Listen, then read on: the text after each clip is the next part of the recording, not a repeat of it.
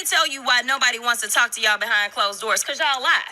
That's just the bottom line. You have done it thus far in this investigation. You have done it this far as it relates to this committee. And every single hearing, y'all spin. I don't know how y'all are still standing right now, because you should be quite dizzy from all the spinning that you're constantly doing when it comes to spinning the truth. That was Jasmine Crockett. How are you guys doing? Thank you for checking out this video. Yes, we know that Jasmine Crockett, she always bring the receipt. For those of y'all who does not know Jasmine Crockett, she is one congresswoman from Texas. She's a Democrat. I always have to put that out there, that she is a Democrat representing a district in a Republican state, which is Texas. Y'all got it, Jill? Yes. She always come up with a receipt. And she came up with a receipt to the Republicans. Let me just show y'all how this all started. First of all, my first question is, who bribed Hunter Biden to be here today? That's my first question. Second question, you are the epitome of white privilege, coming into the Oversight Committee, spitting in our face, ignoring a congressional subpoena to be deposed. What are you afraid here? And Mr. Chairman, point of inquiry. Mr. Chairman, if the gentlelady wants to hear from Hunter Biden, we can hear from him right now, Mr. Chairman. Let's take a vote and hear from Hunter Biden.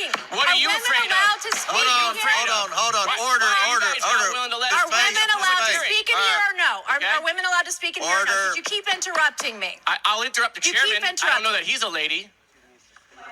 I think that Hunter Biden should be arrested right here, right now, and go straight to jail. Our nation is founded on the rule of law. Come on. And the premise that the law applies equally to everyone, no matter what your last. Point of order, Mr. Chairman.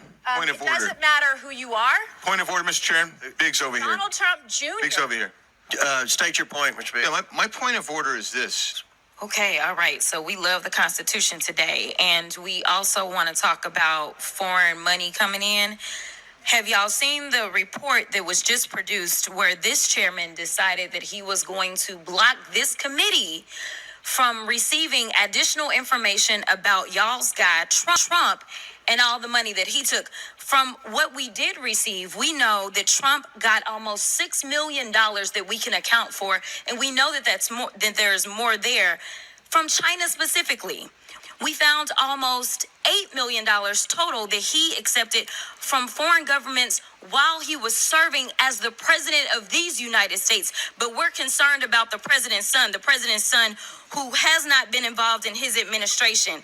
I just want to run it back, though, to the very beginning, because this is something that I just can't get over. I can't get over the gentle lady from South Carolina talking about white privilege. It was a spit in the face, at least of mine as a black woman, for you to talk about what white privilege looks like, especially from that side of the aisle. And let me quote your now ousted speaker and what he had to say about the Republican Party and y'all's lack of diversity. When you look at the Democrats, they actually look like America. When I look at my party, we look like the most restrictive country club in America. So let me tell you something. Y'all don't know what white privilege looks like, but I'm gonna show you a little bit of something. You see, you want to talk about a two-tier justice system, and this is the only time that y'all have ever referenced it, when this country has a history when it comes to black and brown folk of having two separate sets of rules. And right now, what you want to do is have two separate sets of rules, because Mr. Moskowitz offered y'all a fair situation. He said he would vote for Hunter to be held in contempt if y'all voted to hold all, even if you remove all of the members of Congress. There's still other people that y'all haven't decided that y'all have excuses for, but y'all don't want to hold them in contempt. But for some reason, it makes sense to hold Hunter Biden in contempt, who has tried to comply. And let me tell you why nobody wants to talk to y'all behind closed doors, because y'all lie. That's just the bottom line.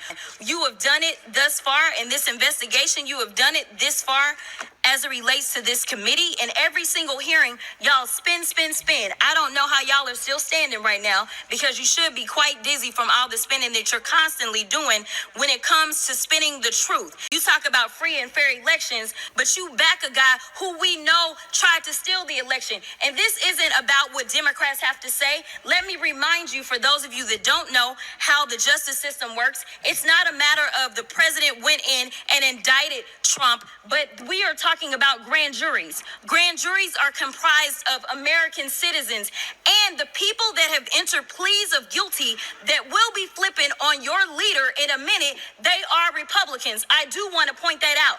And half of them were Republicans that were handpicked by Donald Trump himself. So, to be clear, whatever happens to your little leader, it's going to be because of the actions that he took.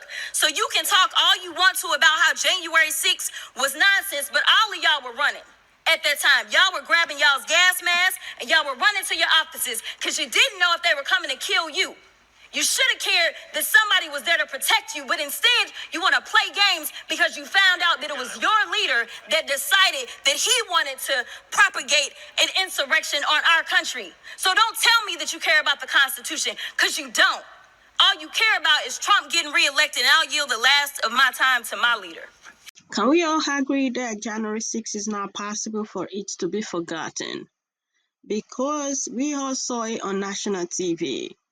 It is not possible for the Republicans to try to run away from it, even if they try. You know what I mean? Because the Democrats, we always bring them back to January 6th, and they will always bring them back even with the receipt. And talking of the receipt, the Congressman Raskin, he also brought a receipt. For your eloquent and powerful and irrefutable remarks. I'd like to just add a couple of points to what you've said. On January 6th, Senator Ted Cruz described it as terrorism. They later came to attack him during their revisionist, Orwellian, Stalinist attempt to rewrite history.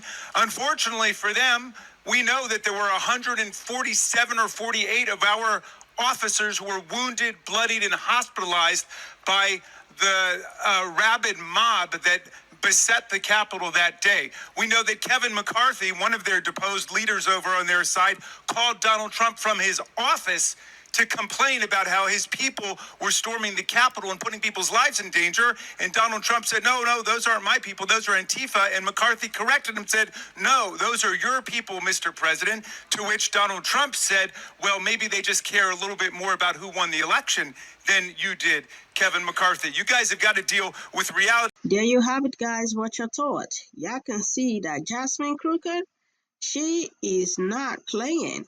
She always have the receipt, and I do not see how the Republicans are going to wiggle themselves out of this January 6th. Because as I said earlier on, the Democrats, they got them pinned to that January 6th. What's your thoughts?